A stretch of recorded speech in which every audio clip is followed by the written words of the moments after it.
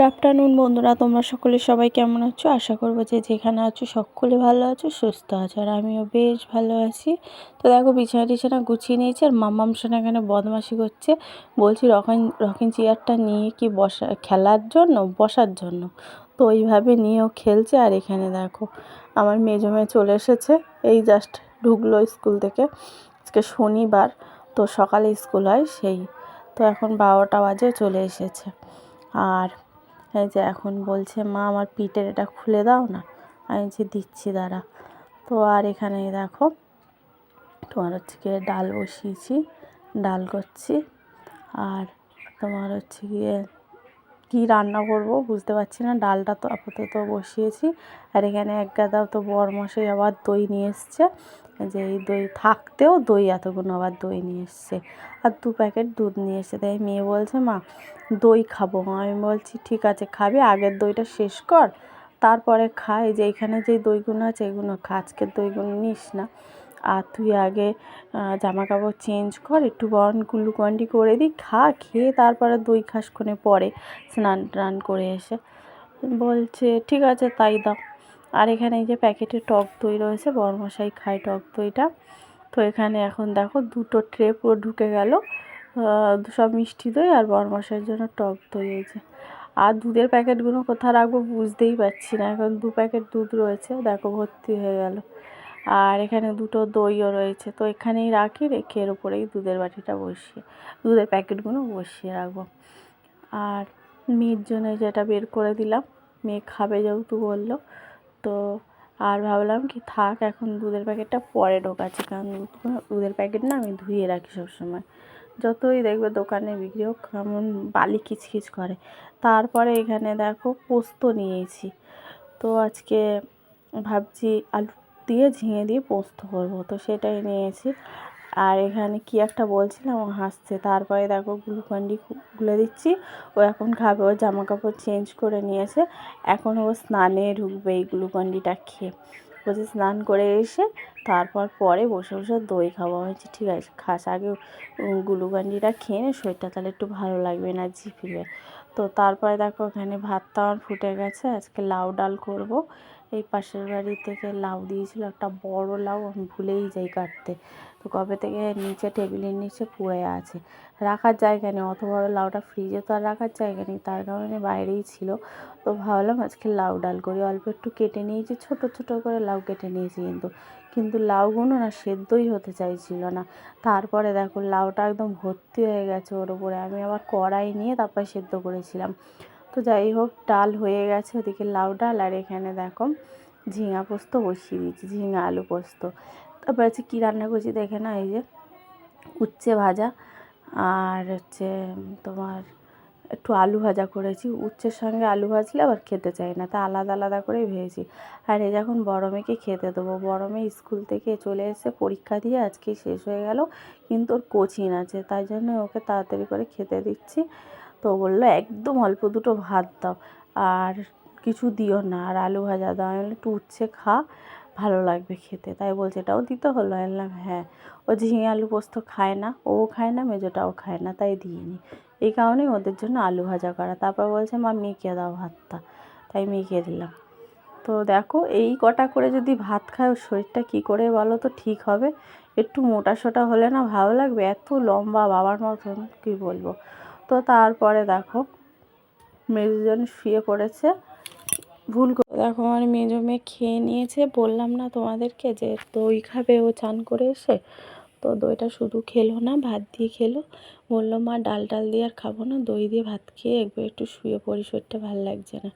আমি বললাম ঠিক আছে, তো ওর আগে খাওয়া হয়ে গেছে, শুয়ে পড়েছে। আমি বললাম পর্দাটা দিয়ে, ঘরটা অন্ধকার হবে, ঘুম আসবে। আর ওদিকে বড় মেয়ে খাচ্ছে, আর ওদিকে ওকে বললাম পর্দাটা দিতে, শুয়ে পড়লো ও। এবার এদিকে আমি চলে এসেছি দেখতে যে ঝিঙে আলুটা সেদ্ধ হয়েছে কিনা। তো দেখছি ঝিঙে আলু সেদ্ধ হয়ে গেছে। এবারে দিয়ে দিচ্ছি পোস্ত বাটাটা, কাঁচা লঙ্কা, মানে পাকা কাঁচা যে লঙ্কা ছিল সেই দিয়েই পোস্তটা করছি, কোনো গুঁড়ো লঙ্কা দিইনি, আর হলুদও দিইনি। অন্য সময় হলুদ দিয়ে, এবারে হলুদ দিলাম না। আর যেহেতু পাকা যে লঙ্কা ছিল, কাঁচা লঙ্কা, সেটা দিয়েছি বলে একটু কালারটা হলদে হলদে টাইপের এসছে। তো যাই হোক, তো ঝিঙে আলু পোস্ত আমার হয়ে গেছে, কিন্তু একটু ঝোলটা টানাবো, কারণ শুকনো শুকনো খেলে ভালো লাগবে, যেহেতু ডাল করেছি তো তার জন্য। আর এদিকে দুধটাও ফুটিয়ে নিলাম। তো এইটা হলে হয়ে যায়, তারপরে মাম্মাম আর আমি খাবো। ওদিকে বড়মেরও খাওয়া হয়ে গেছে, আজকে 2 বোনের আগে খাওয়ার। বড়মের যেহেতু খেয়ে এক্ষুনি কোচিনে বেরিয়ে যাবে। এদিকে দেখো কত জামা কাপড় মেলা রয়েছে, শুকিয়ে গেছে। এই যে আমার বড়মে বেরিয়ে গেল ছাতা মাথা দিয়ে, এখন টুনটুন করে যাচ্ছে কোচিনে। আস্তে আস্তে সে আবার 5:30 মতন বেজে যাবে। তো এবারে আমি দাঁড়িয়েছিলাম, একটু মেয়ে গেল। এবারে চলো খাওয়া দাওয়া করে নিই। মাম্মামের দিকে দেখিয়ে এলাম, মাম্মাম কী করছে দেখছি, ও টিভি দেখছে, ইফরাজ দেখছে। তো আমি তাহলে চলো এবার ভাতটা বেড়ে নিই। ঝিঙে আলু পোস্তটা একটু শুকনো হবে, একটু চিনি দিয়ে দিলাম, আর একটু ঝোলটা শুকিয়ে গেলে তারপর নামিয়ে নেবো। ততক্ষণে ভাতটা বেড়ে নিয়েছি। এইবারে দেখো ডাল নেওয়ার পালা। আজকে ডাল লাউ সেদ্ধ করতে গিয়ে ডালটাই আমার ঘন হয়ে গেছে, একদম ঘন, কিন্তু ডালটা খুব সুন্দর খেতে হয়েছে। 5 ফোড়ন রাঁধুনি সোমবার দিয়েছি, আর গোটা জিরে ফোড়ন দিয়েছি। শুকনো লঙ্কাটা ছিল, কোথায় ছিল পাচ্ছিলাম না, তার জন্য দেওয়া হয়নি। আর এখানে এই যে উচ্ছে ভাজা নিয়েছি, আর আলু ভাজা নিয়ে নিয়েছি, ডাল নিয়ে নিলাম। এবার ঝিঙে আলু পোস্তটা দেখো শুকনো হয়ে গেছে, এবার তুলে নেবো। আমি যতটা খাবো ততটা নিয়ে নেবো, কারণ বড়মশাই আর আমিই খাই ঝিঙে আলু পোস্ত, আর কেউ খায় না। আর বড় মেয়ে উচ্ছে ভাজা খায়, আলু ভাজাও খায়, তো তার জন্য ওকে দিয়েছি। মেজোটা তো একদম উচ্ছে নিতেই চায় না, আর মাম্মাম সোনা যেহেতু ছোটো এখনও খেতে চায় না, কিন্তু দিই কেমন করে। তো চলো বন্ধুরা তাহলে খাওয়া দাওয়া করে নিই। আর মাম্মামের আলু ভাজা নিয়েছি, আর একসঙ্গেই ডাল নিয়ে নিলাম। মা আমি এক জায়গায় নিলাম, ডালটা খাবো। আর মাম্মামের যদি আলু ভাজা লাগে তাহলে আমার কাছ থেকে দিয়ে দেবো। আর এই যে সোনাইকে এতবার ডাকছি, কিছুতে আসছে না, বলছে আসছি মাম্মি, আসছি মাম্মি। কতক্ষণ বসে থাকবো বলো, খিদে পেয়েছে আমার। আর ডাকতে ডাকতে মুখ ব্যথা হয়ে যায়, দিকেও বড় মেয়ে জমে ঘুমাচ্ছে, উঠেও যাবে আমার নাহলে। তো চলো এইবারে ওকে টেনে নিয়ে এসছি। আমি বলছি চলো খেয়ে নাও, গালে নাও, নিয়ে তারপরে আবার গিয়ে তুমি টিভি দেখবে। তো বলছি ঠিক আছে মাম্মি। তো চলো খাওয়া দাওয়া করে নিই। আজকে এই রান্না করেছি, ভালো লাগছিল না, গরমে ইচ্ছাই করছিল না। তো দেখো এই যে গালে দিয়ে দিয়েছি, এবার ছুট্টে ফালাবে, একটুও দাঁড়াবে না। আবার বলছে আমাকে আলু ভাজা দাও, আলু ভাজা, তাই লাস্টে একটু আলু ভাজা দিয়ে দিলাম। চলো এবার খেয়ে নিই। আর মুখে এত চুল পড়ছে বলে হেয়ারব্যান্ডটা মাথায় দিয়েছি, নাহলে অস্থির লাগে, মুখের মধ্যে খালি চুলগুলো আসছে। তো তার জন্য, আর যা গরম পড়েছে তার জন্য হেয়ারব্যান্ডটা নিয়ে মাথায় দিয়েছি। আর উচ্ছে ভাজা দিয়ে খেতে এত ভালো লাগছে, শুধু উচ্ছে নিয়ে আগে খেয়ে নিচ্ছি। আর এই দেখো কোলে উঠে বসে পড়লো। আমার কিন্তু খাওয়া হয়ে গেছে, ওর এখনও হয়নি, ওকে খাওয়াচ্ছি। তো ও আমার কোলের উপরে উঠে বসে আছে, মুখও আমার ধোয়া হয়ে গেছে, তাই ওকে একটু হাম্পি করলাম। আর ও ক্যামেরা অন করলে আরও বেশি ঢং করে। তো আবার খেলো, নিয়ে চলে গেল। দিকে ফ্যান চালিয়েছি, এত গরম লাগছে বন্ধুরা কি বলবো, মনে হচ্ছে ঘরে গিয়ে ভাতের থালাটা নিয়ে চলে যাই, বসে বসে খাই আর এসিটা চালিয়ে নিই, এরকম মনে হচ্ছে। তারপর খাওয়া দাওয়া কমপ্লিট হয়ে গেছে। মাম্মাম সোনাকে বলছি ঘুমাবে, টিভি বন্ধ করো, বললো আর একটু দেখি তারপরে। তো আমি বললাম ঠিক আছে। আর আমার তো সব বাসন মাজা হয়ে গেছে, শুধু এই ওভেনটা মুছবো, মুছে আর থালা দুটো মাজলে হয়ে যায়। যতগুলো বাসন বেরিয়েছে সব মেজে নিয়েছি, মেয়েরাও যে খেয়েছে সেগুলোও মেজে নিয়েছিলাম। তো এই যে ওভেনটা পরিষ্কার একটু মুছে নিচ্ছি, নিয়ে আরও দুটো থালা ধুয়ে একটু শুতে যাবো। মাম্মাম সোনা বলছে যে তুমি আর আমি শোবো। আমি বললাম ঠিক আছে। উমা হয়ে গেছে। তারপর বড়মশাই ফোন করে বলছে তুমি দরজাটা খোলো, ওই মিস্ত্রিরা কাজে গেছে, আমাদের বাথরুমের দরজাটা লাগাবে, সেই লোক এসছে। আর বলো শান্তি আছে, একটু যে শোবো, হয়ে গেল। তো তারপর ভাবলাম আর কী করা যাবে, আর তো শোয়া যাবে না, তাহলে মাম্মাম সোনাকে শুইয়ে দিয়ে, এদিকের তো কাজ মিটে গেছে, তাহলে ঘরটা ঝাড়ু দিয়ে এদিক দিয়ে বের করে নিই, পরে বাইরে টাইরে ঝাড়ু দেবো ওদের হয়ে গেলে। কীরকম দেখো, ভাবলাম আজকে তাড়াতাড়ি খাওয়া দাওয়া হয়ে গেছে আর কপালে এই। তো চলো সন্ধ্যা হয়ে গেছে, এখন সোনাইকে দুধ আর চকস খাওয়াচ্ছি। আমার মা এসছে না, ওর বদমাইশি শুরু হয়ে গেছে, দাদি দাদি করে মাকে ছাড়ছেই না। তো আমি বললাম একটু খেয়ে নে, তারপরে আবার দাদির কাছে যা, দাদিকে চা করে দেবো, আমরাও খাবো।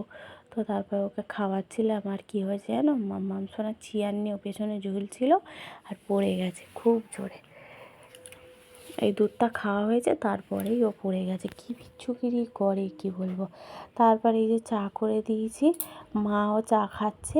আর এই দেখো দুই বোনের এক জায়গায় একটু চা দিয়েছি, ও কী যেন একটা চেয়েছে, নিতে আসছে না বলে বড় মেয়ে বলছে আমি তোকে খেতে দেবো না। ওই দেখো নিয়ে রেখে দিয়েছে। এত জ্বালা। আর আমি বলছি তাড়াতাড়ি খা চাটা, বাবা আবার ফুচকা এনেছে, সেটা খাবি তো। বড়মাসি আবার হট করে ফুচকা নিয়ে এসছে, বললো আগের দিনে মেয়ে বলছিল ফুচকা খেতে ইচ্ছা করছে, তার জন্য নিয়ে এসেছি, সবাই মিলে খাও, বেশি করেই ফুচকা নিয়ে এসছে। তারপরে বড়মশাই বললো আমি চলো গাছগুলো লাগাবো, একটু চলো। আমি তার জন্য এসেছি। আর এদিকে ও আমার পেছন পেছন চলে এসছে। বড়মশাই এই যে এর মধ্যে মাটি দিয়েছে, দিয়ে ভর্তি করে দিয়েছে। আর এখানে যাওয়া যাচ্ছিলো না, মাটির বস্তা ভর্তি, তাই মাটিগুলো ফাঁকা করলো, করে এবার গাছপালাগুলো লাগাচ্ছে। এখান দিয়ে যাওয়াই যাচ্ছিলো না।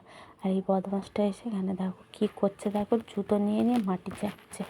আর বড়মশাই বললো আমি যেহেতু স্নান করিনি, একেবারে গাছগুলো লাগিয়ে নিয়ে তারপর একটু স্নান করবো। আমি বললাম ঠিক আছে তাহলে লাগিয়ে নাও। তো তারপর বললাম ক্যামেরা নিয়ে এসছি, তাহলে একটু ক্যামেরাটাই করে নিই। বড়মশাই গাছপালা লাগাচ্ছে, জল দিচ্ছে। জানি না কতটা কী বাঁচবে, বৃষ্টিটা একটু যদি হতো তাহলে ভালো হতো, তাহলে আরও গাছগুলো বেঁচে যেত। তো যাই হোক বেশি বেশি করে জল দিতে হবে।